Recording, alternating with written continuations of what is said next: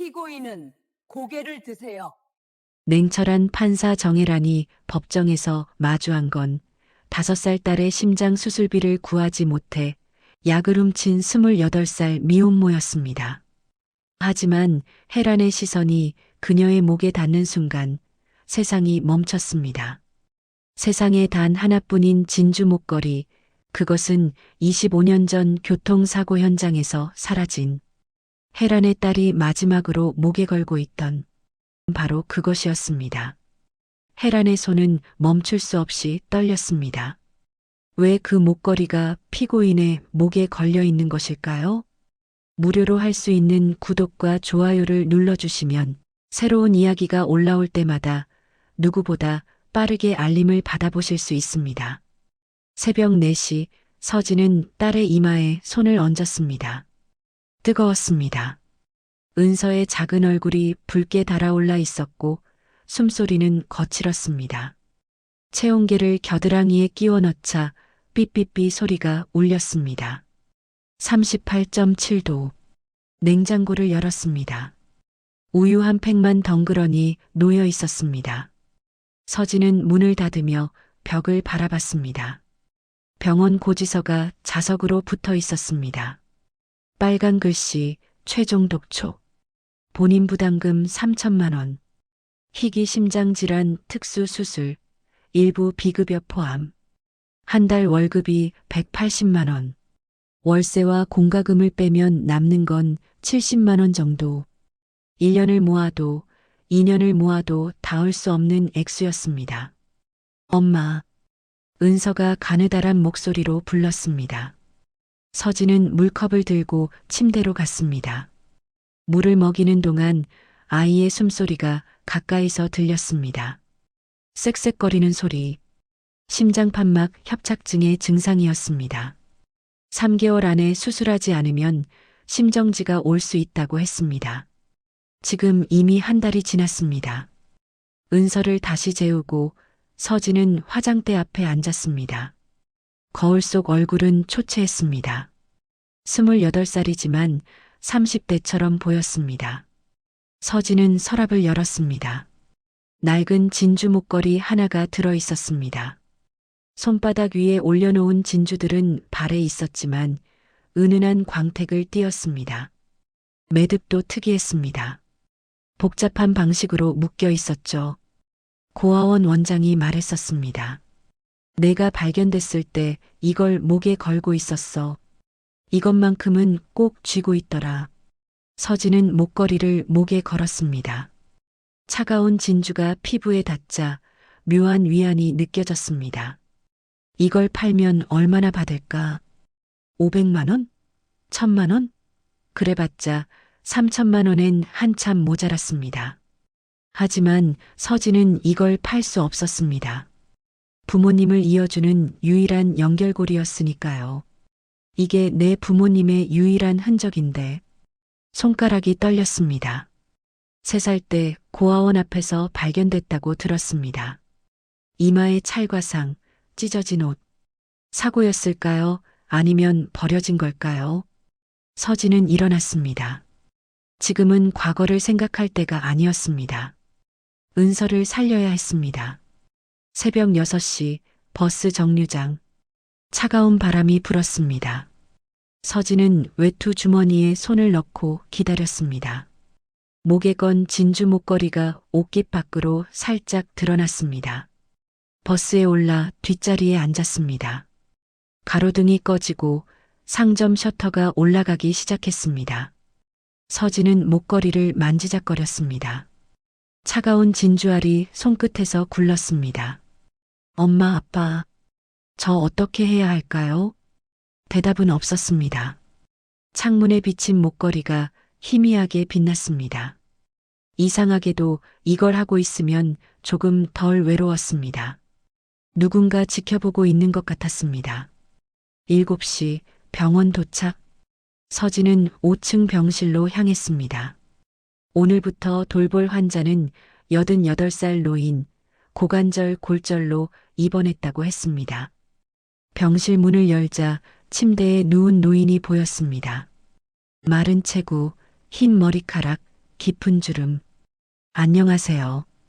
오늘부터 간병을 맡게 된 한서진입니다. 노인은 천천히 고개를 돌렸습니다. 희미하지만 온화한 눈빛이었습니다. 수고하겠구나. 서진은 테이블을 정리하기 시작했습니다. 물컵, 약통, 티슈 하나하나 제자리에 놓으며 노인의 상태를 살폈습니다. 손이 참 거칠구나. 서진은 자신의 손을 내려다봤습니다. 거친 손등, 갈라진 손가락. 죄송합니다. 일을 많이 해서 미안해할 것 없어. 그만큼 열심히 사는 거잖니. 노인이 말했습니다. 넌 부모가 없다며?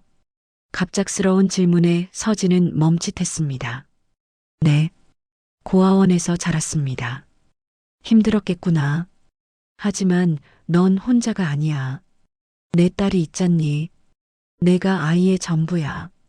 서진은 눈시울이 뜨거워졌습니다. 은서. 자신이 포기하면 은서도 끝이었습니다. 감사합니다. 노인은 고개를 끄덕였습니다. 우리 손녀도 교통사고로 잃었어. 25년 전 일이야. 노인의 목소리가 갈라졌습니다. 눈가에 눈물이 맺혀 있었습니다. 내 나이쯤 됐을 거야. 28. 서진은 가슴이 철렁했습니다. 자신과 같은 나이. 3살 때 잃어버렸어. 교통사고 현장에서 혼적도 없이 사라졌지. 우리 딸이 내 사위가 얼마나 찾아다녔는지 몰라. 서진은 숨이 막혔습니다. 3살. 자신도 3살 때 고아원에서 발견됐다고 들었습니다. 목걸이를 하고 있었는데, 진주 목걸이. 그걸 하고 있다면 어디서든 찾을 수 있을 텐데. 서진의 손이 본능적으로 자신의 목걸이로 갔습니다. 진주 목걸이. 노인이 말한 그게 혹시 손녀 이름이 뭐였나? 지민이. 정지민. 노인은 천장을 바라보며 중얼거렸습니다. 서진은 말문이 막혔습니다. 가슴이 두근거렸습니다. 그때 간호사가 들어왔습니다. 활력 징후 체크할게요. 서진은 자리를 비켜주며 마음을 가라앉히려 했습니다. 하지만 노인의 말이 계속 맴돌았습니다. 25년 전 3살 교통사고, 진주 목걸이. 복도로 나왔습니다. 창문 너머 아침 햇살. 서진은 목걸이를 꺼내 손바닥에 올려놓았습니다. 바랜 진주알이 햇살을 받아 은은하게 빛났습니다. 특이한 매듭 방식이 선명했습니다. 설마 나도 누군가에게 손녀였을까? 말도 안 되는 생각이었습니다. 하지만 마음 한구석에서 희미한 기대가 싹 텄습니다. 만약 정말로 자신에게도 가족이 있다면. 복도 끝에서 의사 2명이 걸어오며 이야기하는 소리가 들렸습니다. 선천성 심장질환은 3개월이 골든타임인데 5층에 입원한 그 애 말이야? 엄마가 혼자 키운다던데 돈이 없대. 안 됐어. 시간이 얼마 안 남았는데. 의사들이 지나갔습니다. 서진은 가슴이 무너졌습니다. 3개월. 지금 이미 1달이 지났습니다. 은서에게 남은 시간은 2달뿐. 서진은 목걸이를 다시 목에 걸었습니다. 차가운 진주가 피부에 닿았습니다. 병실로 돌아가자 노인은 잠들어 있었습니다. 편안한 얼굴이었습니다. 서진은 창가에 앉아 바깥을 바라봤습니다. 햇살은 따뜻했지만 마음은 차가웠습니다. 돈은 없고 시간은 흐르고 은서의 상태는 나빠지고 있었습니다. 어떻게든 은서를 살려야 해. 서진은 주먹을 꽉 쥐었습니다. 거친 손등에 핏줄이 튀어나왔습니다. 그리고 서진은 알지 못했습니다. 자신의 목에 걸린 이 작은 진주 목걸이가 곧 모든 것을 바꿔놓을 거라는 것을. 법정의 얼음 여왕. 같은 날 오전 10시 가정법원 302호 법정.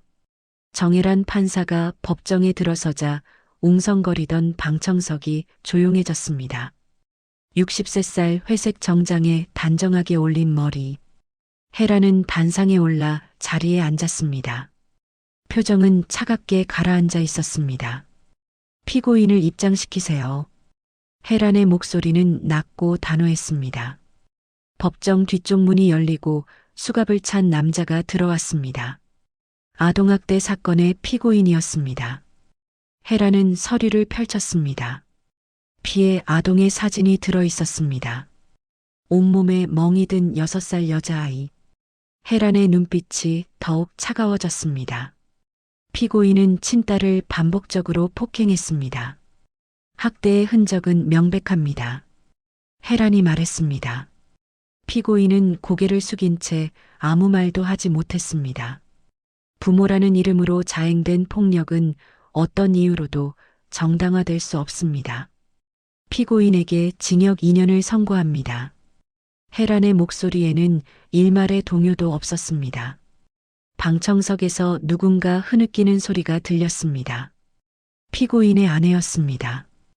헤란은 그쪽을 바라보지 않았습니다. 망치를 2번 두드렸습니다. 패정. 법정이 끝나고 헤란은 집무실로 돌아왔습니다. 책상 위에는 서류 더미가 쌓여 있었습니다. 헤란은 의자에 앉아 가방을 열었습니다. 가방 안쪽 주머니에서 낡은 사진 한 장을 꺼냈습니다.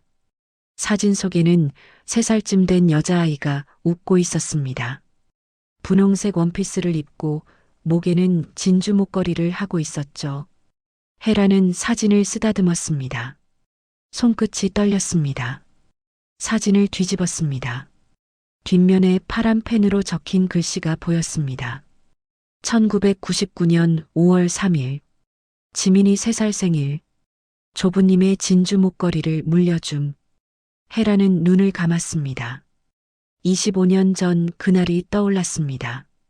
딸의 생일날 아침, 헤라는 돌아가신 조부가 남긴 진주 목걸이를 지민의 목에 채워줬었죠. 1920년대 독립운동 공로로 받은 아코야 진주였습니다. 매듭법도 특별했습니다. 한국 전통 방식으로 묶여 있어서 세상에 하나뿐이었어요. 우리 지민이 이 목걸이를 하고 있으면 할아버지가 지켜주실 거야. 헤란이 그렇게 말했을 때 지민은 목걸이를 만지며 웃었습니다. 그날 오후 헤란과 남편 태수는 지민을 데리고 외출했었죠. 그러다 교통사고가 났습니다. 정신을 차렸을 때 지민은 사라지고 없었습니다. 헤란은 사진을 다시 가방에 넣었습니다. 창밖을 바라봤습니다. 하늘은 맑았지만 헤란의 마음은 무거웠습니다. 지민아, 넌 어디서 어떻게 살고 있을까? 오후 2시 헤란은 남편의 무료 진료소를 찾았습니다. 병원 근처 낡은 건물 1층이었습니다. 문을 열고 들어가자 대기실에 몇 명의 환자들이 앉아 있었습니다. 여보, 태수가 진료실에서 나왔습니다. 65살 흰 가운을 입은 온화한 얼굴이었습니다. 태수는 헤란을 보자 미소를 지었습니다. 일찍 끝났네? 응. 오늘 재판이 하나뿐이었어. 2 사람은 진료소 뒤편 작은 휴게실로 갔습니다. 태수가 차를 끓이는 동안 헤란은 창밖을 바라봤습니다. 오늘도 찾아봤지? 태수가 조용히 물었습니다. 헤란은 고개를 끄덕였습니다. 25년째야. 지민이도 이제 28살. 어디서 어떻게 살고 있을까? 살아있을 거야. 우리 딸이니까. 태수의 목소리는 확신에 차 있었습니다. 헤라는 남편을 바라봤습니다. 태수도 25년 동안 얼마나 힘들었을까요? 소아과 의사였던 그는 딸을 잃은 후 병원을 그만두고 무료 진료소를 열었습니다. 가난한 아이들을 돌보며 속죄하듯 살아왔죠. 그나저나 오늘 진료소에 5살짜리 아이가 왔었어. 태수가 말했습니다. 심장 상태가 안 좋더라. 엄마가 혼자 키우는 것 같던데 3개월 내 수술 안 하면 위험해. 헤라는 가슴이 철렁했습니다. 그 어머니는 몇 살쯤 돼? 20대 후반, 27, 8쯤 보이던데. 우리 지민이 또래 같아. 헤라는 찻잔을 쥔 손에 힘이 들어갔습니다. 28, 지민이와 같은 나이. 고아원 출신이라고 하더라. 혼자 아이를 키우면서 간병 일을 한대. 밤낮으로. 태수의 목소리가 안타까웠습니다. 헤라는 고개를 숙였습니다. 고아원 출신, 28살, 5살 딸, 혼자 키움. 설마. 헤라는 그 생각을 떨쳐냈습니다. 말도 안 되는 일이었습니다.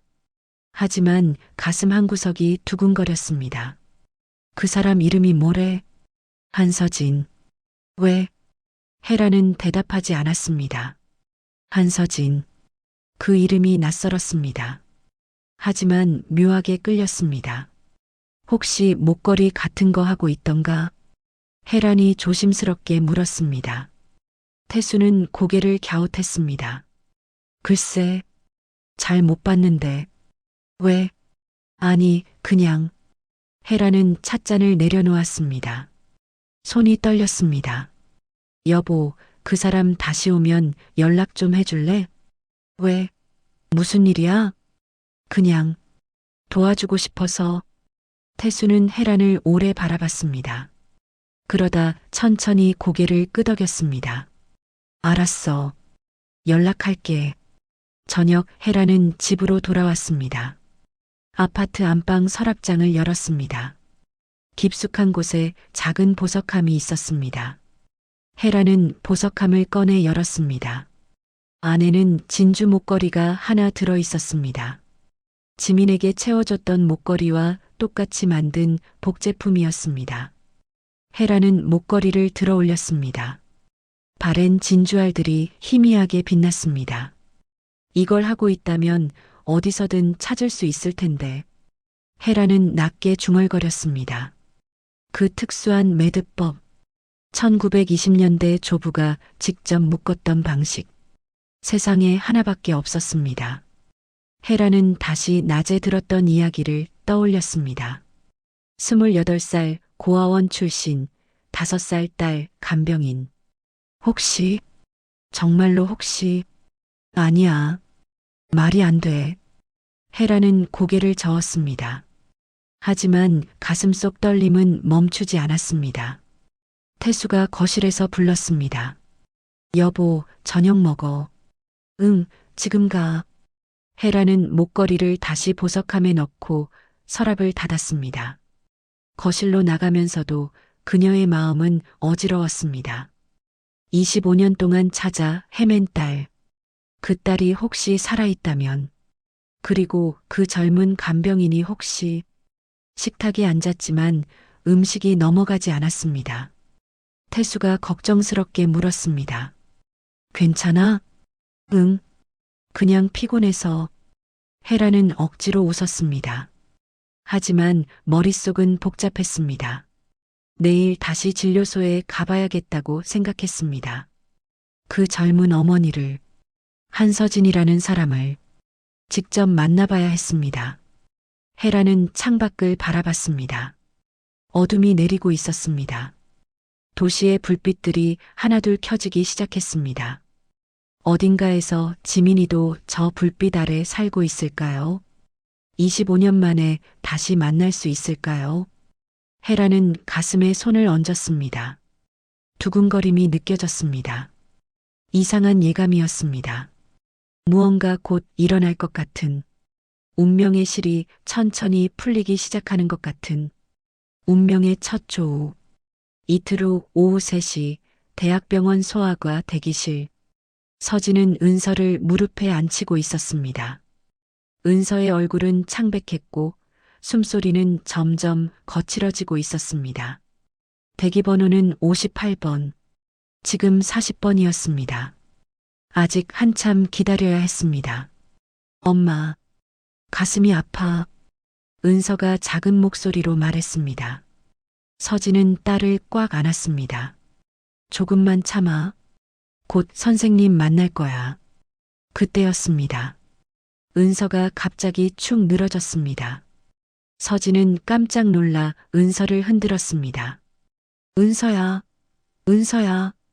대답이 없었습니다. 은서의 눈이 반쯤 감겨 있었고 입술은 파랗게 질려 있었습니다. 서진은 비명을 질렀습니다. 누가 좀 도와주세요. 대기실이 술렁였습니다.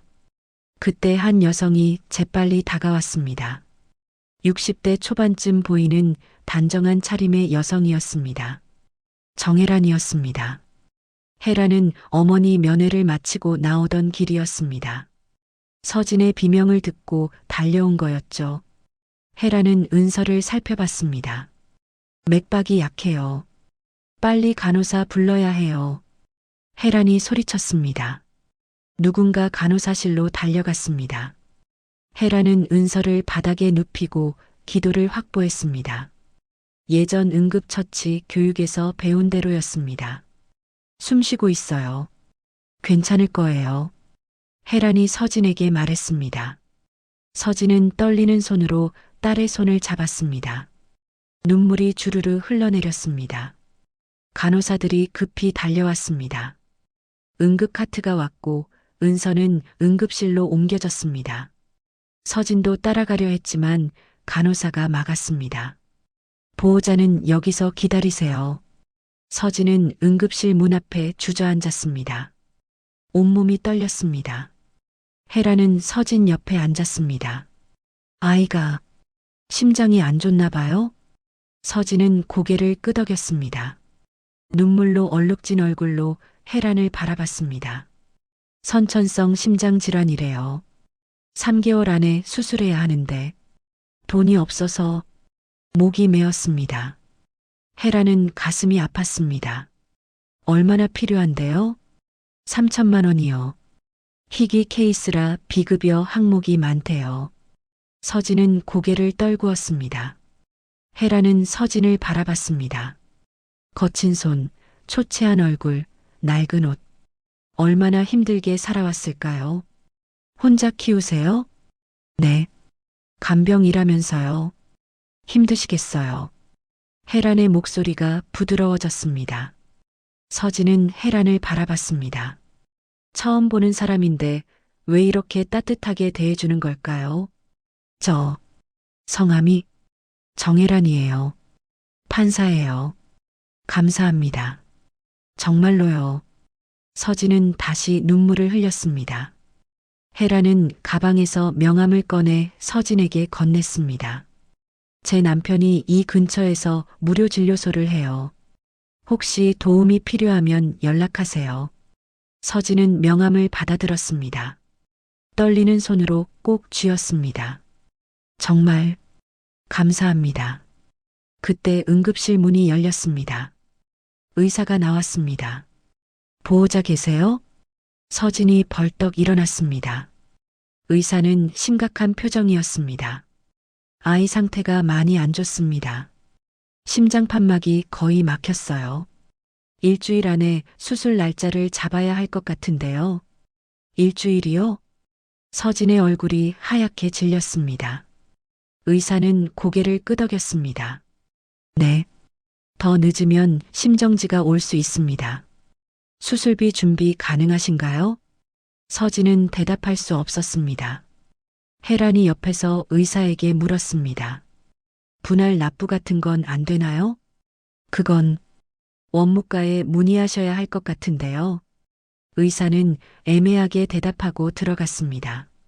서진은 바닥에 주저앉았습니다. 일주일, 3천만 원. 불가능했습니다. 혜란은 서진의 어깨에 손을 올렸습니다. 그때였습니다. 혜란의 시선이 서진의 목으로 갔습니다. 옷깃 사이로 무언가 반짝이는 게 보였습니다. 목걸이였습니다. 혜란의 심장이 쿵 하고 뛰었습니다. 저건 진주 목걸이? 그 목걸이. 혜란이 말하려는 순간 서진이 벌떡 일어났습니다. 은서 보러 가야 해요. 정말 감사했습니다. 서진은 황급히 응급실로 들어갔습니다. 혜란은 그 자리에 서서 서진의 뒷모습을 바라봤습니다. 목걸이, 분명 진주 목걸이였습니다. 하지만 확실하게 보지는 못했습니다. 헤라는 주차장으로 향했습니다. 차에 올라탔지만 시동을 걸지 못했습니다. 손이 떨렸습니다. 가방에서 딸 사진을 꺼냈습니다. 사진 속 지민의 목에 걸린 진주 목걸이. 설마 그 사람이. 헤라는 고개를 저었습니다. 아직 확실하지 않았습니다. 하지만 너무 많은 것이 일치했습니다. 28살 고아원 출신 진주 목걸이. 헤라는 휴대폰을 꺼내 남편에게 전화했습니다. 여보, 나야. 오늘 병원에서 그 사람 만났어. 누구? 한서진? 응. 아이가 쓰러져서 응급실에 갔어. 내가 도와줬어. 아이 괜찮아? 위중해. 일주일 안에 수술해야 한대. 헤란의 목소리가 떨렸습니다. 태수는 잠시 침묵했습니다. 당신, 혹시 그 사람이? 모르겠어. 확실하지 않아. 하지만 진주 목걸이를 하고 있더라. 전화 너머로 태수의 숨소리가 들렸습니다. 여보, 아직 확실하지 않아. 차근차근 알아보자. 응, 알았어. 헤라는 전화를 끊었습니다. 하지만 가슴속 떨림은 멈추지 않았습니다. 운명이라는 게 정말 있는 걸까요? 25년 만에 딸을 다시 만나게 되는 걸까요? 헤라는 병원을 빠져나왔습니다. 하지만 마음은 여전히 그곳에 있었습니다. 한서진, 그 젊은 어머니, 혹시 그녀가 자신의 잃어버린 딸이라면. 헤라는 집으로 가는 내내 생각에 잠겼습니다. 내일 다시 병원에 가봐야겠다고. 그리고 확실하게 확인해야 한다고. 이번에는 그 목걸이를 제대로 봐야 한다고. 무료 진료소에 제외. 2주일이 지났습니다. 서진은 은서를 데리고 태수의 무료 진료소를 찾았습니다. 병원비가 너무 부담스러웠습니다. 명함을 받았던 정혜란 판사의 남편이 운영하는 곳이었죠. 낡은 건물 1층. 문을 열고 들어가자 소박한 대기실이 보였습니다. 몇 명의 환자들이 앉아 있었습니다. 서진은 접수대로 갔습니다. 처음 오셨어요? 간호사가 물었습니다. 서진은 고개를 끄덕이고 은서의 증상을 설명했습니다. 잠시 후 진료실 문이 열렸습니다. 한서진님, 들어오세요. 서진은 은서를 안고 들어갔습니다. 태수가 의자에 앉아 미소를 지었습니다. 안녕하세요. 어디가 불편하신가요? 태수는 은서를 진찰하기 시작했습니다. 청진기를 가슴에 대자 표정이 굳었습니다. 심장 잡음이 매우 심했습니다. 큰 병원은 가보셨죠? 네. 3개월 내 수술해야 한다고 했어요. 서진의 목소리가 떨렸습니다. 태수는 은서의 기록지를 자세히 봤습니다. 수술비는 준비 가능하세요? 서진은 고개를 숙였습니다. 태수는 안타까운 표정을 지었습니다. 제가 병원에 연락해서 분할 납부 같은 방법을 알아볼게요. 연락처 주시겠어요? 서진은 떨리는 손으로 종이에 전화번호를 적었습니다. 전화 요금이 곧 끊길 것 같아요. 문자로 부탁드려요. 네, 알겠습니다. 태수는 서진을 오래 바라봤습니다.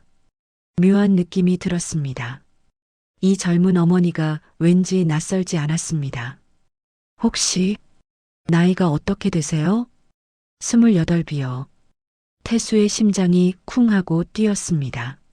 28. 지민이와 같은 나이. 가족은 안 계세요? 네. 고아원에서 자랐어요. 혼자예요. 태수는 숨이 막혔습니다. 28, 고아원 출신. 그리고 저 목에 걸린 건 진주 목걸이? 저기, 그 목걸이 예쁘네요. 태수가 조심스럽게 말했습니다. 서진은 본능적으로 목걸이를 만졌습니다. 제 유일한 유품이에요. 고아원에서 발견됐을 때 목에 걸고 있었대요. 태수는 손이 떨렸습니다. 펜을 떨어뜨릴 뻔했습니다. 언제? 고아원에? 제가 3살 때요. 정확히는 모르지만 25년쯤 됐나? 25년 전. 3살. 진주 목걸이. 모든 게 일치했습니다. 태수는 진정하려고 애썼습니다. 그렇군요. 힘드셨겠어요. 괜찮아요. 이제 은서가 있으니까요. 서진은 딸을 꼭 안았습니다. 태수는 처방전을 써주면서도 머릿속이 복잡했습니다. 일단 이 약 드시고요. 제가 큰 병원에 연락해 볼게요. 꼭 연락드릴게요. 감사합니다, 원장님. 서진은 고개를 숙이고 나갔습니다. 태수는 창문으로 서진이 멀어지는 모습을 바라봤습니다. 손이 계속 떨렸습니다. 진료가 끝나고 태수는 곧바로 혜란에게 전화했습니다. 여보, 왜? 무슨 일이야? 당신이 도운 그 모녀, 오늘 우리 진료소에 왔어. 혜란의 숨소리가 거칠어졌습니다. 그래, 아이 상태는? 심각해. 정말 빨리 수술해야 해. 근데 여보, 태수는 잠시 말을 멈췄습니다. 그 어머니 28살이래. 고아원 출신이고 전화 너머가 조용해졌습니다. 혜란의 숨소리만 들렸습니다. 그리고 진주 목걸이를 하고 있어. 본인이 3살 때 고아원에서 발견됐을 때부터 가지고 있었대. 뭐라고? 혜란의 목소리가 떨렸습니다. 25년 전이래. 유일한 유품이라고 했어. 전화가 끊어질 듯 조용했습니다. 혜란은 손으로 입을 막았습니다. 집무실 책상에 앉아 있었는데 다리에 힘이 풀렸습니다. 여보, 설마, 나도 확실하지 않아. 하지만 너무 많은 게 일치해. 혜란은 가방에서 딸 사진을 꺼냈습니다. 진주 목걸이를 한 3살짜리 지민. 내가 내일 다시 진료소로 갈게. 그 사람 다시 오면 꼭 연락해줘. 알았어. 조심해. 아직 확실한 건 아니니까. 전화를 끊고 혜란은 창밖을 바라봤습니다. 가슴이 두근거렸습니다. 25년을 기다렸습니다. 혹시 정말로 지민이라면, 혹시 정말로 딸을 찾은 거라면, 혜란은 보석함이 있는 서랍을 열었습니다. 복제 목걸이를 꺼내 손에 쥐었습니다. 특수한 매듭 방식. 1920년대 조부가 직접 묶었던 그 방식. 지민아, 정말 내가 맞니? 혜란의 눈에서 눈물이 흘러내렸습니다. 같은 시각 서진은 은서를 재우고 부엌에 앉아 있었습니다. 휴대폰에 문자가 왔습니다. 통신요금 30일 미납. 3일 내 미납 시 정지됩니다. 서진은 휴대폰을 내려놓았습니다. 지갑을 열어봤습니다. 10,000원짜리 2장이 전부였습니다. 내일 간병급여가 들어오지만 월세를 내야 했습니다. 서진은 목걸이를 만졌습니다. 이걸 팔면, 아니 안 돼. 이건 부모님의 유일한 흔적이었습니다. 엄마, 은서가 방에서 불렀습니다. 서진은 재빨리 방으로 갔습니다. 은서가 숨을 헐떡이고 있었습니다. 가슴이 아파. 서진은 은서를 안았습니다. 작은 몸이 떨렸습니다. 심장이 빠르게 뛰고 있었습니다. 괜찮아. 엄마가 여기 있어. 서진은 딸을 품에 꼭 안았습니다. 눈물이 났습니다. 어떻게든 살려야 했습니다. 3천만 원. 어떻게든 마련해야 했습니다. 그날 밤 서진은 잠들지 못했습니다. 창밖을 바라보며 생각했습니다. 무엇을 해야 할까? 어떻게 해야 은서를 살릴 수 있을까? 목걸이를 쥔 손에 힘이 들어갔습니다. 차가운 진주가 손바닥에서 데워졌습니다. 그리고 서진은 몰랐습니다. 이 목걸이가 곧 자신의 운명을 바꿔놓을 거라는 것을, 25년 만에 가족을 다시 만나게 해줄 거라는 것을, 첫 범죄와 나선영 추락. 그날 밤 11시 은서가 다시 고열에 시달렸습니다. 체온은 39도를 넘었습니다. 서진은 은서를 안고 응급실로 달려갔습니다. 의사는 처방전을 써주며 말했습니다. 심장 때문에 면역력이 떨어져서 자주 열이 날 거예요. 이 약 꼭 드세요. 서진은 처방전을 받아들고 약국으로 갔습니다. 야간 약국. 무인 키오스크가 설치된 곳이었습니다. 서진은 처방전을 스캔했습니다. 화면에 금액이 떴습니다. 15만 원. 서진은 멈칫했습니다. 지갑을 열어봤습니다. 8만 원이 전부였습니다. 카드는 한도가 꽉 찼습니다. 엄마, 아파. 은서가 서진의 품에서 신음했습니다. 서진은 주변을 둘러봤습니다. 야간이라 사람이 없었습니다. 무인 약국이었습니다. 서진의 손이 떨렸습니다. 키오스크 화면을 다시 봤습니다. 결제 버튼, 취소 버튼, 그리고 서진은 화면을 조작하기 시작했습니다. 몇 번의 클릭, 화면이 결제 완료로 바뀌었습니다. 하지만 실제로는 결제되지 않았습니다. 시스템 오류처럼 보이게 만든 거였습니다. 약 수령함이 열렸습니다. 서진은 떨리는 손으로 약봉투를 꺼냈습니다. 천장에 달린 CCTV의 빨간 불빛이 깜빡였습니다. 서진은 급히 약국을 나왔습니다. 집으로 돌아오는 길, 서진의 다리는 후들거렸습니다. 방에 들어와 은서에게 약을 먹였습니다. 은서는 곧 잠들었습니다. 하지만 서진은 잠들 수 없었습니다. 서진은 화장실로 가서 변기에 앉았습니다. 손으로 얼굴을 감쌌습니다. 눈물이 흘러내렸습니다. 미안해, 미안해. 낮게 흐느꼈습니다.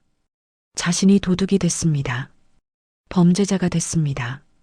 이게 마지막이야. 다시는 안 해.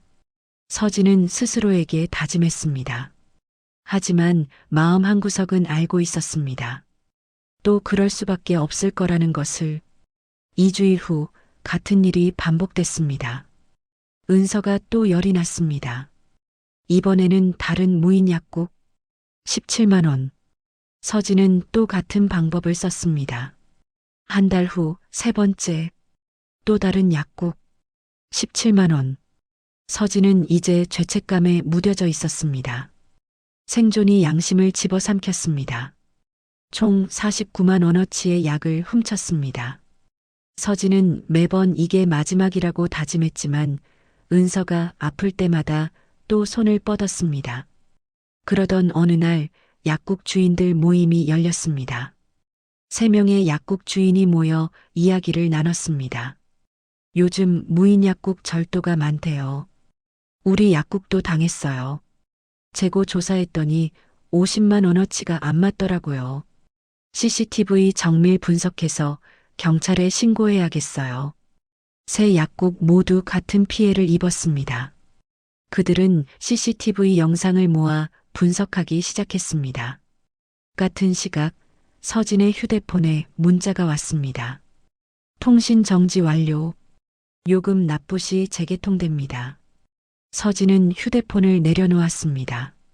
연락이 끊겼습니다. 태수 원장이 연락하려 해도 받을 수 없었습니다. 밤, 은서가 또 숨을 헐떡였습니다. 서진은 딸을 안고 창밖을 바라봤습니다. 도시의 불빛들이 반짝였습니다. 저 불빛 아래 사람들은 평범하게 살아가고 있을 텐데 자신만 이렇게 절망 속에 빠져 있었습니다. 은서야, 엄마가 지켜줄게. 무슨 일이 있어도. 서진은 딸을 꼭 안았습니다. 죄책감도 두려움도 이제 중요하지 않았습니다. 은서를 살리는 것, 그것만이 전부였습니다. 한편 같은 시각, 헤라는 법원에서 절도 사건 재판을 하고 있었습니다. 50대 여성이 피고인이었습니다. 슈퍼마켓에서 식료품을 훔친 사건이었죠. 피고인은 생계형 범죄라고 주장하지만 법은 법입니다. 헤란의 목소리는 냉정했습니다. 징역 1년을 선고합니다. 방청석에서 피고인의 가족들이 울음을 터뜨렸습니다. 헤라는 그쪽을 바라봤습니다. 가슴이 아팠지만 표정은 굳건했습니다. 재판이 끝나고 헤라는 집무실로 돌아왔습니다. 창밖을 바라보며 생각했습니다. 생계형 범죄, 살기 위해 저지르는 범죄. 법은 냉정하지만 현실은 잔인했습니다. 헤라는 가방에서 딸 사진을 꺼냈습니다. 지민이가 웃고 있었습니다. 진주 목걸이를 한 채로. 지민아, 넌 지금 어디서 뭘 하고 있니? 힘들진 않니? 헤라는 사진에 입을 맞췄습니다. 그리고 문득 한서진이 떠올랐습니다. 그 젊은 어머니. 혹시 그녀도 절박한 상황에 내몰리고 있는 건 아닐까? 헤라는 남편에게 전화했습니다. 여보, 한서진 씨 다시 왔어? 아니, 연락이 안 돼. 전화가 꺼져 있어. 뭐라고? 헤란의 목소리가 높아졌습니다. 전화 요금을 못 낸 것 같아. 걱정이야. 아이는 괜찮을까? 헤란은 불안했습니다. 그 어린아이. 심장이 나쁜 5살 은서. 그리고 혹시 자신의 딸일지도 모르는 한서진. 여보, 내가 한번 찾아가 볼게. 주소를 아나? 진료 기록에 있잖아. 내일 퇴근하고 갈게. 전화를 끊고 헤라는 깊은 한숨을 쉬었습니다. 불안한 예감이 들었습니다. 무언가 잘못되고 있다는 느낌. 서둘러야 한다는 직감. 하지만 헤라는 몰랐습니다. 이미 너무 늦었다는 것을. 서진이 이미 범죄의 늪에 빠졌다는 것을. 그리고 곧 경찰이 움직이기 시작할 거라는 것을. 체포와 따뜻한 경찰. 일주일 후 새 약국 주인은 경찰서에 모였습니다. CCTV 분석 결과를 가지고 왔습니다. 같은 사람이에요. 새 약국 모두. 약국 주인이 영상을 보여줬습니다. 서진의 얼굴이 선명하게 찍혀 있었습니다. 아이를 안고 키오스크를 조작하는 모습도 보였습니다. 담당 경찰은 이강민이었습니다. 42살 여성 청소년계 경위. 15년 차 베테랑이었습니다. 강민은 영상을 자세히 봤습니다. 신원 확인 가능할 것 같은데요. 며칠 들이면 찾아낼게요.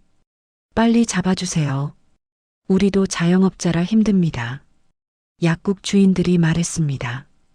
강민은 고개를 끄덕였습니다. 이틀 후 서진의 신원이 확인됐습니다. 강민은 출동 통보서를 발송했습니다. 서진의 집 주소로 우편이 날아갔습니다. 서진이 우편물을 받은 건 사흘 후였습니다. 봉투를 뜯는 손이 떨렸습니다. 절도 혐의 피의자 출두 요구. 5일 이내 출두 바람. 서진은 주저앉았습니다. 결국 들켰습니다. 은서가 옆에서 엄마를 올려다봤습니다. 엄마, 왜 울어? 아니야. 괜찮아. 서진은 억지로 웃었습니다. 하지만 눈물이 멈추지 않았습니다. 닷새 후 서진은 경찰서를 찾았습니다. 은서를 이웃에게 맡기고 혼자 왔습니다. 여성 청소년계 사무실. 강민이 서진을 맞았습니다. 앉으세요. 강민의 목소리는 부드러웠습니다. 서진은 의자에 앉았습니다. 손이 떨렸습니다. 절도 사실을 인정하시나요? 네. 서진은 고개를 숙였습니다. 강민은 서류를 넘기며 물었습니다. 왜 그러셨어요? 총 49만 원어치예요. 작은 금액은 아니죠. 죄송합니다. 서진은 그것밖에 말할 수 없었습니다. 강민은 서진의 손을 봤습니다. 거칠고 갈라진 손. 간병인의 손이었습니다. 혹시 아이가 아픈가요? 서진은 고개를 들었습니다. 강민이 자신을 바라보고 있었습니다. 차갑지 않은 눈빛이었습니다. 네. 심장이. 목이 메었습니다. 강민은 서류를 더 넘겼습니다. 서진의 신상 정보가 있었습니다. 고아원 출신, 미혼모, 간병인. 아이 진단서 가져오셨나요? 여기. 서진은 가방에서 구겨진 진단서를 꺼냈습니다. 강민은 진단서를 펼쳐봤습니다. 선천성 심장질환. 3개월 내 수술 필요. 수술비 3천만 원. 강민의 표정이 어두워졌습니다. 왜 미리 도움을 요청하지 않으셨어요? 미혼모 지원센터도 있고 신청했는데 대기자가 200명이래요. 은서는 3개월밖에 시간이 없어요. 서진이 울먹였습니다. 강민은 한숨을 쉬었습니다. 다른 약국들도 알아보셨어야죠. 다 부족했어요. 급여가 뭔지, 비급여가 뭔지. 그냥 비쌌어요. 서진은 고개를 떨구었습니다. 강민은 책상 서랍을 열어 명함을 꺼냈습니다. 여기 다른 미혼모 지원센터예요. 여기도 연락해보세요. 그리고 강민은 또 다른 종이를 건넸습니다. 정식 재판을 신청하세요. 판사님께 사정을 말씀드리면 선처받을 수도 있어요. 정말요? 서진의 눈에 희망이 보였습니다. 강민은 고개를 끄덕였습니다. 보장은 못해요. 하지만 시도는 해봐야죠. 감사합니다. 서진은 고개를 숙였습니다. 강민은 서진을 바라봤습니다. 저 젊은 어머니는 나쁜 사람이 아니었습니다. 그저 절박했을 뿐이었죠. 그날 오후 약국 주인 3명이 다시 경찰서를 찾았습니다. 피의자 잡았나요? 네, 출두했습니다. 처벌은요? 아직 재판 전입니다. 합의 의향 있으신가요? 강민이 조심스럽게 물었습니다. 약국 주인들은 고개를 저었습니다. 합의는 무슨? 강력 처벌 원합니다. 피해 금액이 크지 않고 초범인이 합의하시면 합의금 100만 원이라도 내면 생각해 볼게요. 약국 주인이 단호하게 말했습니다. 강민은 서류를 정리했습니다. 100만 원. 서진에게는 불가능한 금액이었습니다. 다음 날 강민의 아내가 전화했습니다. 간호사였습니다. 여보, 오늘 병원에서 들었는데 그 간병인 아줌마 해고됐대. 누구? 한서진. 당신이 조사한 그 사람. 절도 전과 때문에 병원에서 잘랐대. 강민은 가슴이 답답했습니다. 간병인마저 잃었습니다. 이제 서진에게 남은 건 무엇일까요? 강민은 서진의 파일을 다시 펼쳤습니다. 주소를 봤습니다. 법원과 같은 동네였습니다. 강민은 문득 생각했습니다. 재판 배당은 랜덤인데 누가 맞느냐에 따라 결과가 달라질 텐데. 강민은 퇴근하며 법원 복도를 지나갔습니다. 그때 한 여성이 스쳐 지나갔습니다. 단정한 정장 차림. 정혜란 판사였습니다. 하지만 두 사람은 서로를 몰랐습니다. 법원 사건 배당실. 컴퓨터 화면에 서진의 사건이 떴습니다. 시스템이 무작위로 판사를 배정하기 시작했습니다. 이름들이 빠르게 지나갔습니다. 그러다 한 이름에 멈췄습니다. 담당 판사 정혜란. 화면이 확정됐습니다. 운명의 톱니바퀴가 맞물리기 시작했습니다. 강민은 사무실로 돌아와 서류를 정리했습니다. 재판 날짜가 잡혔습니다. 2주일 후 강민은 서진에게 통지서를 발송했습니다. 재판 날짜 2주 후 오전 10시. 담당 판사 정혜란. 서진이 통지서를 받은 건 이틀 후였습니다. 정혜란. 그 이름이 낯익었습니다. 어디서 들어본 것 같았는데. 서진은 가방을 뒤졌습니다. 구겨진 명함 한 장이 나왔습니다. 병원에서 받았던 명함. 정혜란 판사. 이분이 제 재판을 맡으시는 거네. 서진은 명함을 꼭 쥐었습니다. 그분은 따뜻한 사람이었습니다. 은서를 도와줬었죠. 혹시 선처해 주실까요? 서진은 희망을 품었습니다. 하지만 동시에 두려웠습니다. 판사님 앞에 범죄자로 서게 된다는 게, 그분의 실망한 눈빛을 보게 된다는 게, 법정의 진주 목걸이. 재판 당일 아침 6시 은서가 심한 호흡곤란으로 쓰러졌습니다. 서진은 급히 은서를 안고 응급실로 달려갔습니다. 판막이 거의 막혔습니다. 일주일 내 수술 안 하면 심정지 올 수 있어요. 의사의 말에 서진은 다리에 힘이 풀렸습니다. 일주일. 더 이상 시간이 없었습니다.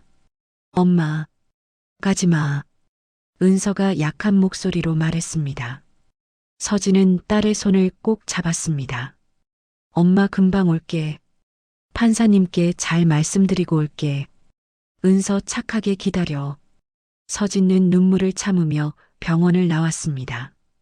법원까지 가는 내내 가슴이 미어졌습니다. 오전 10시 가정법원 302호 법정. 혜라는 아침부터 긴장했습니다.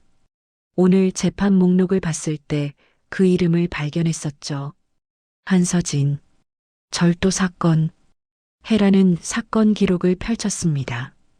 피고인 한서진, 28세, 무직전 간병인, 고아원 출신, 미혼모.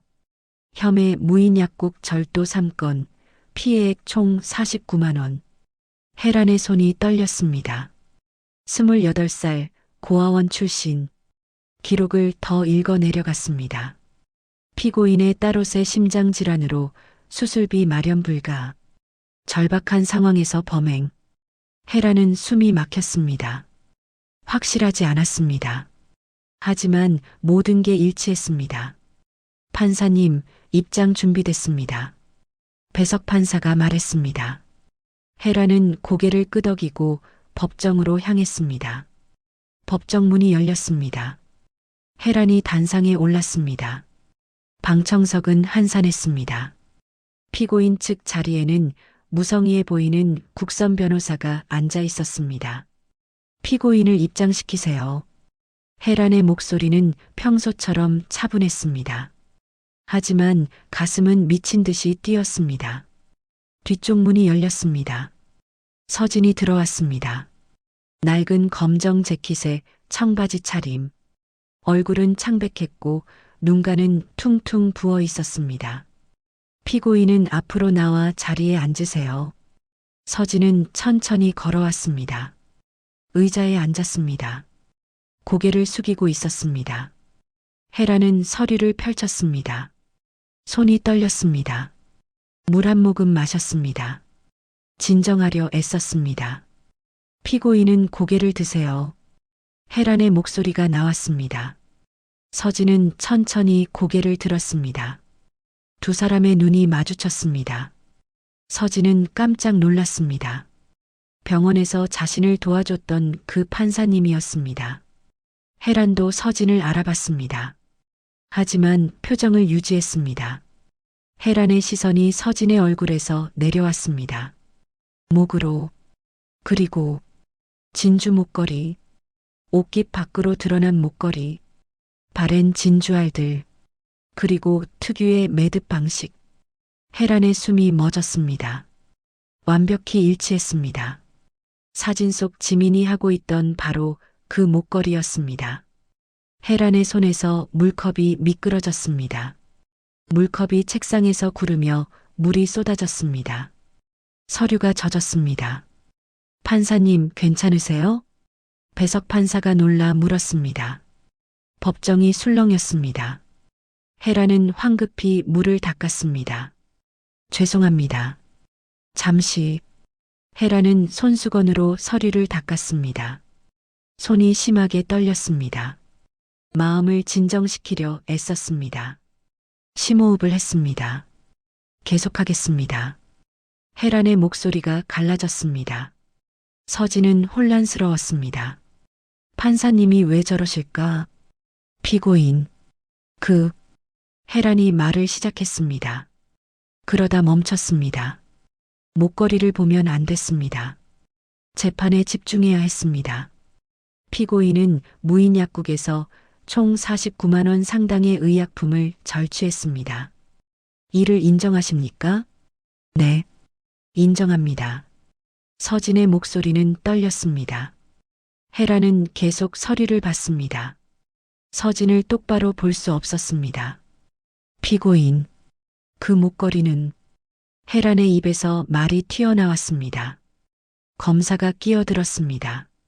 판사님, 그건 사건과 무관한. 잠깐만요. 혜란이 검사를 막았습니다. 다시 서진을 봤습니다. 피고인, 그 목걸이는 어디서 구하신 겁니까? 서진은 본능적으로 목걸이를 만졌습니다. 고아원에서 제 목에 걸려 있었다고 들었습니다. 혜란의 심장이 쿵 하고 뛰었습니다. 언제요? 저는 3살 때 고아원에서 발견됐어요. 이게 유일한 유품이에요. 혜란은 서류를 다시 봤습니다. 나이 28세. 25년 전 발견. 당시 3살. 계산이 맞았습니다. 1999년. 지민이가 사라진 해. 혜란은 손으로 입을 막았습니다. 눈물이 쏟아질 것 같았습니다. 참았습니다. 판사였습니다. 공정해야 했습니다. 잠시 휴정하겠습니다. 혜란의 목소리가 갈라졌습니다. 망치를 두드리고 급히 자리에서 일어났습니다. 화장실로 달려갔습니다. 화장실 세면대에 손을 짚었습니다. 거울 속 자신의 얼굴이 보였습니다. 창백했습니다. 손이 떨렸습니다. 혜란은 가방을 열었습니다. 25년 된 딸 사진을 꺼냈습니다. 사진 속 목걸이와 방금 본 목걸이, 매듭 방식을 비교했습니다. 완벽히 일치했습니다. 지민이, 내 딸이야. 혜란은 거울에 손을 짚고 흐느꼈습니다. 25년을 찾았습니다. 그리고 마침내 찾았습니다. 하지만 법정에서 범죄자로 혜란은 눈물을 닦았습니다. 진정해야 했습니다. 재판은 공정하게 진행해야 했습니다. 개인적인 감정을 배제해야 했습니다. 10분 후 혜란은 법정으로 돌아왔습니다. 얼굴을 추스렸지만 눈은 붉었습니다. 자리에 앉았습니다. 재판을 속행하겠습니다. 혜란은 서진을 봤습니다. 서진도 혜란을 바라봤습니다. 두 사람의 눈이 마주쳤습니다. 혜란은 눈물을 참았습니다. 피고인의 진술을 듣겠습니다. 서진은 떨리는 목소리로 말하기 시작했습니다. 은서의 병, 수술비, 절박함, 모든 것을 아이가 죽을까봐. 저는 상관없는데 아이만은. 서진의 목소리가 갈라졌습니다. 혜란은 계속 떨렸습니다. 피고인의 사정은 충분히 이해합니다. 혜란이 말했습니다. 하지만 법은 지켜져야 합니다. 혜란은 판결문을 읽기 시작했습니다. 목소리가 떨렸지만 끝까지 읽었습니다. 피고인에게 징역 6개월에 집행유예 1년을 선고합니다. 이례적인 선처였습니다. 방청석이 술렁였습니다. 서진은 고개를 들었습니다. 혜란을 봤습니다. 피고인, 혜란이 말했습니다. 재판 후 잠깐 남아주실 수 있습니까? 개인적으로 여쭤볼 게 있습니다. 서진은 어리둥절했습니다. 고개를 끄덕였습니다. 패정, 망치 소리가 울렸습니다.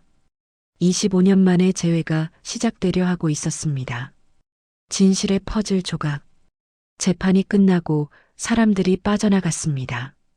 서진만 자리에 남았습니다. 혜란은 배석 판사에게 말했습니다. 먼저 가보세요. 제가 정리하고 갈게요. 배석 판사가 나가고 법정에는 둘만 남았습니다. 혜란은 단상에서 내려왔습니다. 서진에게 다가갔습니다. 저를 따라오시겠어요? 혜란의 목소리는 떨렸습니다. 서진은 고개를 끄덕이고 따라갔습니다. 별도 상담실로 들어갔습니다. 문을 닫았습니다. 혜란은 서진과 마주 앉았습니다. 한참 동안 말이 없었습니다. 서진은 불안했습니다. 무슨 일이신가요? 혜란은 가방에서 사진 한 장을 꺼냈습니다. 떨리는 손으로 서진에게 건넸습니다. 이 아이가 제 딸 지민이에요. 25년 전 교통사고 현장에서 실종됐죠. 서진은 사진을 받아들었습니다. 3살쯤 된 여자아이. 분홍 원피스를 입고 웃고 있었습니다. 그리고 목에는 이게 서진의 손이 떨렸습니다. 사진 속 아이가 하고 있는 목걸이. 자신이 지금 하고 있는 목걸이와 똑같았습니다. 제 목걸이랑 똑같아요. 헤라는 눈물을 참으며 말했습니다. 이 목걸이는 1920년대 제 조부님이 독립운동 공로로 받은 아코야 진주예요. 매듭법이 특수해서 세상에 단 하나뿐이죠. 서진은 본능적으로 목걸이를 만졌습니다. 매듭.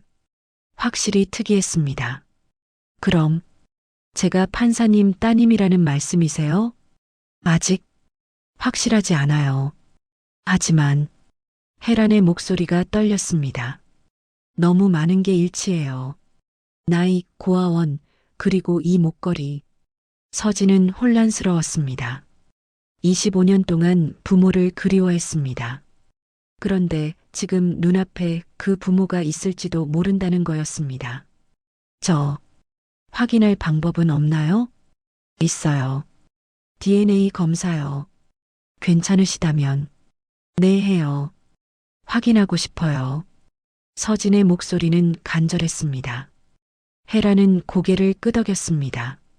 그런데 지금 딸이 병원에 있어요. 가봐야 해요. 어느 병원이죠? 대학병원이요. 응급실에. 제가 같이 갈게요. 제 남편이 의사예요. 최고의 주치에 연결해 드릴게요. 하지만 왜 이렇게까지? 서진의 눈에 눈물이 맺혔습니다. 헤라는 서진의 손을 잡았습니다. 확실하지는 않지만 당신이 내 딸일 수도 있어요. 그리고 확실하지 않더라도 아이는 살려야죠. 두 사람은 함께 병원으로 향했습니다. 병원 응급실. 은서는 산소 마스크를 쓰고 누워 있었습니다. 서진은 달려가 딸의 손을 잡았습니다. 엄마 왔어. 은서야. 은서는 희미하게 눈을 떴습니다. 헤란도 다가왔습니다. 은서를 내려다봤습니다. 작고 약한 아이. 혹시 자신의 손녀일지도 모르는. 헤라는 남편에게 전화했습니다. 여보, 나야. 대학병원 응급실로 와줄래? 긴급해. 태수가 30분 만에 도착했습니다. 헤란과 서진을 보고 놀랐습니다. 이게 무슨... 나중에 설명할게. 일단 아이 좀 봐줘. 태수는 은서를 진찰했습니다. 심장외과 교수에게 전화했습니다. 김 교수님, 응급 케이스인데 좀 봐주시겠어요? 네, 지금 대학병원 응급실입니다. 30분 후 김 교수가 왔습니다. 은서를 진찰하고 심각한 표정을 지었습니다. 수술 일정 당장 잡아야겠어요. 내일 모레 할 수 있을 것 같은데요. 수술비는? 서진이 떨리는 목소리로 물었습니다. 걱정 마세요. 제가 다 책임질게요. 헤란이 단호하게 말했습니다. 서진은 혼란스러웠습니다. 하지만 아직 확실하지도 않은데, 확실하든 아니든 아이는 살려야죠. 태수도 고개를 끄덕였습니다. 서진은 눈물을 흘렸습니다. 감사합니다. 정말로. 다음 날 세 사람은 소망의 집 고아원을 찾았습니다. 서진이 자랐던 곳이었습니다. 원장이 그들을 맞았습니다. 25년 전 기록이요? 원장은 오래된 서류철을 꺼냈습니다. 먼지가 풀썩 날렸습니다. 페이지를 넘겼습니다. 여기 있네요. 1999년 5월 5일 새벽 버스 정류장에서 발견된 3살 여아. 헤란의 심장이 뛰었습니다. 5월 5일. 지민이가 실종된 건 5월 3일이었습니다.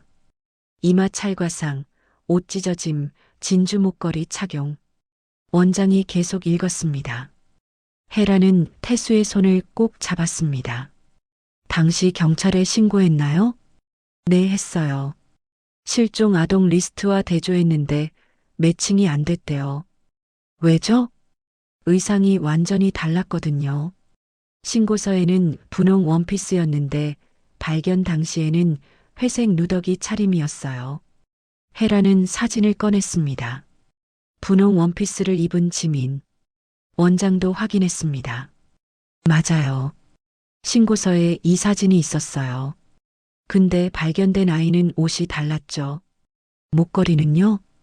아이가 목걸이를 꽉 쥐고 놓지 않았어요. 떼려고 하면 심하게 울어서 그냥 보관함에 넣어뒀다가 18세 퇴소할 때 돌려줬습니다. 서진이 고개를 끄덕였습니다. 그래서 제가 가지고 있었구나. 헤라는 서진의 손을 꼭 잡았습니다. 거의 확실해. 하지만 완전히 확인하려면 이틀 후 세 사람은 보석 감정소를 찾았습니다. 서진은 목걸이를 빌려줬습니다. 감정사가 확대경으로 자세히 봤습니다. 1920년대 일본산 아코야 진주예요. 이 매듭법은 한국 전통 방식인데 이런 건 처음 봅니다. 매우 희귀해요. 헤라는 감정서를 받아들고 확신했습니다. 맞았습니다. 지민이었습니다. 이제 마지막 확인만 남았어요. 헤란이 서진을 바라봤습니다. DNA 검사 해볼 수 있을까요? 서진은 고개를 끄덕였습니다. 정말 제가 판사님 따님이라면 저는 25년 만에 부모님을 찾는 거예요? 목소리가 떨렸습니다. 태수가 서진의 어깨에 손을 올렸습니다. 검사 결과 나오면 모든 게 확실해질 거야. 세 사람은 병원 유전자 검사실로 갔습니다. 구강 점막을 채취했습니다.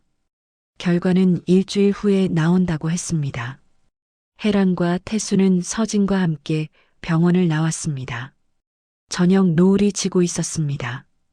일주일 동안 우리 집에 머물지 않을래요? 헤란이 조심스럽게 물었습니다. 서진은 망설였습니다. 괜찮아요. 은서도 수술 준비해야 하고 우리 집이 병원 가까워요. 서진은 천천히 고개를 끄덕였습니다. 세 사람은 함께 헤란의 집으로 향했습니다. 일주일. 그 시간이 지나면 모든 게 확실해질 거였습니다. 일주일의 기적. DNA 검사 결과를 기다리는 일주일 동안 헤란과 태수는 매일 병원을 찾았습니다. 은서의 수술 준비가 진행됐습니다. 김 교수가 서진을 불렀습니다. 수술 날짜 이틀 후로 잡았어요. 모레 오전 9시예요. 수술비는? 서진이 조심스럽게 물었습니다. 정 판사님께서 다 처리하셨어요. 걱정 마세요.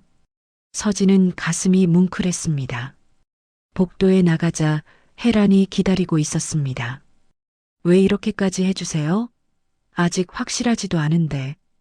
헤란은 서진의 손을 잡았습니다. 확실하든 아니든 내가. 당신이 내 딸 같아요. 그리고 은서는 내 손녀 같고요. 서진의 눈에서 눈물이 흘렀습니다. 같은 시각 강민은 형사과에 협조를 요청했습니다. 헤란의 부탁이었습니다. 25년 전 교통사고 실종 사건 재수사 좀 도와주실 수 있나요? 형사과장이 고개를 끄덕였습니다. 정 판사님 요청이라면 해야죠. 어떤 사건입니까? 강민은 사건 파일을 설명했습니다. 형사과에서 공식 재수사팀이 꾸려졌습니다. 이틀 후 25년 전 교통사고 목격자 명단을 추적했습니다. 당시 70대였던 김모 씨를 찾았습니다. 지금은 95세로 치매 요양원에 계셨습니다. 강민은 김 씨의 아들을 만났습니다. 50대 남성이었습니다. 어머니가 돌아가시기 전에 하신 말씀이 있어요. 아들이 조심스럽게 말했습니다. 25년 전 교통사고 현장에서 다친 아이를 업고 왔대요. 강민의 심장이 뛰었습니다. 왜 경찰에 신고 안 하셨죠? 어머니가 무섭셨대요. 자기가 뺑소니 용의자로 몰릴까봐. 그래서 하루 돌보다가 고아원 앞에 뒀다고. 의상도 바꾸셨나요? 네. 어머니가 옷이 찢어져서 낡은 옷으로 갈아입혔는데 신발은 깜빡하셨대요. 평생 죄책감에 시달리셨어요. 강민은 보고서를 작성했습니다. 혜란에게 전화했습니다. 판사님, 진실 밝혀졌습니다. 김 씨가 선의로 아이를 구했지만 두려움에. 혜란은 전화를 들으며 눈물을 흘렸습니다. 교통사고 가해자는요? 따로 검거됐습니다. 당시 기록 확인했어요. 감사합니다, 경위님. 혜란은 전화를 끊고 울음을 터뜨렸습니다. 집 거실에 앉아있던 서진이 다가왔습니다. 무슨 일이세요? 25년 전 진실을 알았어요. 누군가 당신을 구해줬어요. 선의로. 그리고 고아원에 맡겼죠. 서진도 눈물을 흘렸습니다. 자신이 버려진 게 아니었습니다. 누군가 살려준 거였습니다. 일주일이 지났습니다. DNA 검사 결과가 나오는 날이었습니다. 혜란, 태수, 서진 세 사람은 병원 유전자 검사실로 갔습니다. 의사가 결과지를 들고 나왔습니다. 모녀관계 확률 99.99%입니다. 혼란 숨이 멎었습니다. 서진도 눈이 커졌습니다. 태수가 결과지를 받아들었습니다. 확인했습니다. 틀림없었습니다. 혜란은 서진을 껴안았습니다.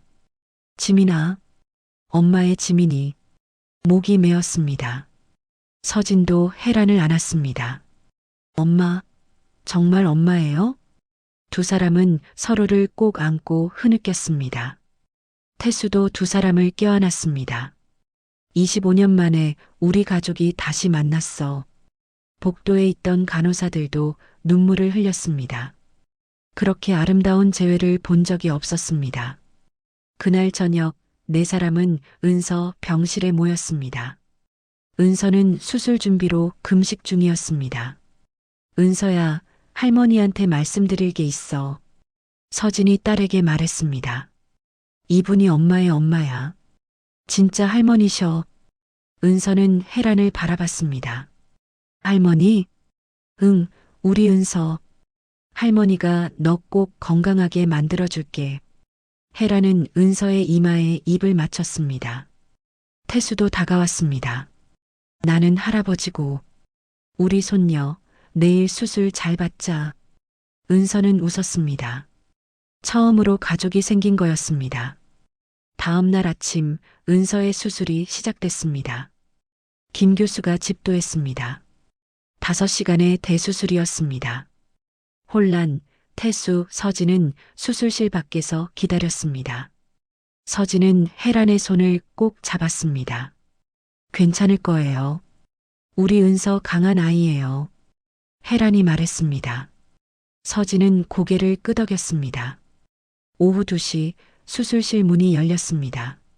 김 교수가 나왔습니다. 성공했어요. 판막 교체 잘 끝났습니다. 세 사람은 서로를 안았습니다. 감사의 눈물을 흘렸습니다. 일주일 후 강민이 약국 주인들을 만났습니다. 피고인 사정을 들어주실 수 있을까요? 25년 만에 부모를 찾았고 딸이 심장 수술을 받았어요. 약국 주인들도 감동했습니다. 그럼 합의해드리죠. 피해 변상만. 혜란 부부가 피해액 49만 원과 합의금 51만 원, 총 100만 원을 지불했습니다. 강민이 서진에게 전화했습니다. 합의 성사됐어요. 집행유예 기록도 일정 기간 후 말소될 거예요. 감사합니다, 경위님. 서진의 목소리는 밝았습니다. 한 달 후 은서가 퇴원했습니다. 건강을 되찾았습니다. 얼굴에 생기가 돌았습니다. 혜란과 태수의 집. 거실에 네 사람이 앉아 있었습니다. 지민아, 이름 어떻게 할까? 한서진으로 계속 쓸래? 아니면 정지민으로 돌아올래? 서진은 잠시 생각했습니다. 저는 한서진이자 정지민이에요. 두 이름 모두 제 인생이니까요. 좋은 생각이다. 법적으로는 정지민으로 회복하고 일상에선 서진이라고 불러도 돼. 태수가 말했습니다. 은서가 물었습니다. 그럼 나는 누구예요? 넌 정은서야. 우리 집안 오대손. 혜란이 웃으며 말했습니다. 은서는 좋아서 깔깔 웃었습니다. 저녁 식사 시간 강민 부부도 초대받았습니다. 강민의 아내도 함께 왔습니다. 은서 정말 건강해졌네요. 간호사인 강민의 아내가 말했습니다. 다 경희님 덕분이에요. 진실을 밝혀주셔서. 혜란이 감사 인사를 했습니다. 저도 경찰 생활 15년 만에 가장 보람 있는 사건이었습니다. 강민도 웃었습니다. 따뜻한 저녁 식사가 이어졌습니다. 웃음소리가 집안에 가득했습니다. 25년 만에 다시 찾은 가족의 행복이었습니다. 진주 목걸이의 귀환. 3개월이 지났습니다. 은서는 완전히 건강을 되찾았습니다. 혜란과 태수의 집에서 서진 모녀가 함께 살기 시작했습니다. 어느 주말 저녁 거실 식탁에 네 사람이 둘러앉았습니다. 은서는 활기차게 뛰어다니며 수술 흉터를 보여줬습니다. 할아버지, 이거 봐요. 나 용감했어요. 작은 가슴의 흉터를 자랑스럽게 가리켰습니다. 태수가 웃으며 말했습니다. 우리 손녀 정말 용감했지. 식사를 하며 혜란이 물었습니다. 서진아, 직장은 어때? 서진은 혜란이 소개한 로펌에서 사무직으로 일하고 있었습니다. 좋아요. 안정적이고 처음으로 제대로 된 직장 생활 해보는 것 같아요. 다행이다. 우리 딸. 혜란의 목소리는 따뜻했습니다. 서진은 엄마라는 호칭이 아직도 낯설었지만 행복했습니다. 혜란은 여전히 법정에 섰습니다. 하지만 달라진 게 있었습니다. 생계형 범죄자들을 대하는 시선이었습니다. 어느 날 재판, 미혼모 절도 피고인이 섰습니다. 서진과 비슷한 처지였습니다. 저도 딸을 키운 엄마입니다. 당신의 마음 압니다. 혜란이 말했습니다. 하지만 다른 방법이 있었을 거예요. 미혼모 지원센터, 긴급복지, 도움을 청하세요. 혜란은 집행유예를 선고하고 복지 연계를 지시했습니다. 피고인은 눈물을 흘리며 고개를 숙였습니다. 재판 후 혜란은 집무실에서 딸 사진을 봤습니다. 이제는 그 딸이 집에서 기다리고 있었습니다. 25년 만에 다시 찾은 딸. 서진은 주말마다 태수의 무료 진료소에서 봉사활동을 했습니다. 혼자 힘들어하는 미혼모들을 상담했습니다. 저도 겪었어요. 절망적이었죠. 하지만 도움을 청하면 길이 보여요.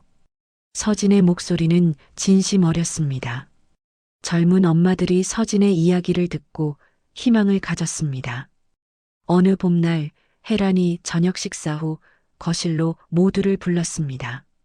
태수가 보석 상자를 들고 왔습니다.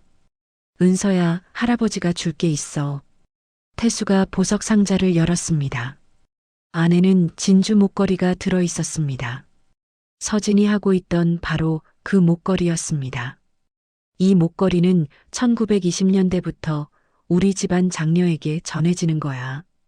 태수가 설명했습니다. 증조 할아버지가 독립운동 공로로 받아서 할머니에게 물려줬고 할머니가 엄마에게, 엄마가 은서에게. 5대째네요. 서진이 감격스럽게 말했습니다. 혜란은 은서에게 다가가 목걸이를 채워줬습니다. 이제 이 목걸이는 5대째 우리 가족의 증표야. 우리가 얼마나 서로를 사랑하는지 기억하게 해주는 거지. 은서는 목걸이를 만지며 웃었습니다. 우와, 예뻐요. 할머니, 엄마, 그리고 나. 서진은 딸의 목에 걸린 목걸이를 보며 눈물을 흘렸습니다. 25년 동안 이게 저를 지켜줬어요. 이제 은서를 지켜줄 거예요. 혜란이 서진을 안았습니다. 태수도 함께 안았습니다. 은서도 뛰어와 안겼습니다. 네 사람이 서로를 꼭 안았습니다. 1년 후, 은서는 초등학교에 입학했습니다. 친구들에게 자랑했습니다. 우리 할머니는 판사님이야. 할아버지는 의사 선생님이야. 서진은 로펌에서 승진했습니다. 안정된 삶을 살았습니다. 헤라는 법원에서 명예로운 은퇴를 앞두고 있었습니다. 마지막 재판날 동료들이 박수를 쳤습니다. 태수는 무료 진료소를 여전히 운영했습니다. 더 많은 아이들을 돌봤습니다. 어느 봄날 아침, 네 사람은 차를 타고 어딘가로 향했습니다. 은서가 물었습니다. 할머니, 어디 가요? 특별한 곳이야. 1시간을 달려 도착한 곳. 25년 전 교통사고 현장이었습니다. 이제는 조용한 공원이 되어 있었습니다. 해란과 태수가 작은 표지석을 세웠습니다. 거기에는 글귀가 새겨져 있었습니다. 이곳에서 기적이 시작되었습니다. 1999년 5월 3일. 정지민을 기억하며 사랑은 시간과 거리를 초월합니다. 서진이 표지석 앞에 무릎을 꿇었습니다. 이제 저는 정지민이자 한서진이에요. 두 이름 모두 소중해요. 25년의 한서진도 앞으로의 정지민도. 혜란이 딸의 어깨에 손을 올렸습니다. 내가 돌아와줘서 고마워. 25년은 길었지만 이제 우리에게 남은 시간은 더 길어. 태수도 말했습니다. 우리 은서가 커서 이 목걸이를 자기 딸에게 물려줄 거야. 그때도 이 이야기를 해줄 거지. 은서가 목걸이를 만지며 말했습니다. 할머니, 나 이 목걸이 절대 안 잃어버릴 거예요. 알아, 우리 손녀. 이 목걸이가 우리를 다시 만나게 해줬으니까. 네 사람은 손을 잡고 표지석 앞에 섰습니다. 봄바람이 불었습니다. 은서의 목걸이가 햇살에 반짝였습니다. 카메라가 천천히 뒤로 물러났습니다. 네 사람의 뒷모습, 손을 잡고 서 있는 가족. 표지석에 새겨진 글귀가 클로즈업 됐습니다. 사랑은 시간과 거리를 초월합니다. 혜란의 목소리가 내레이션으로 흘렀습니다. 25년이 걸렸지만 우리는 다시 만났습니다. 진주 목걸이 하나가 이어준 운명. 이제 이 목걸이는 단순한 보석이 아니라 끊어지지 않는 사랑의 상징입니다. 우리는 결코 포기하지 않았고 결국 기적을 만들어냈습니다. 네 사람이 천천히 걸어가기 시작했습니다.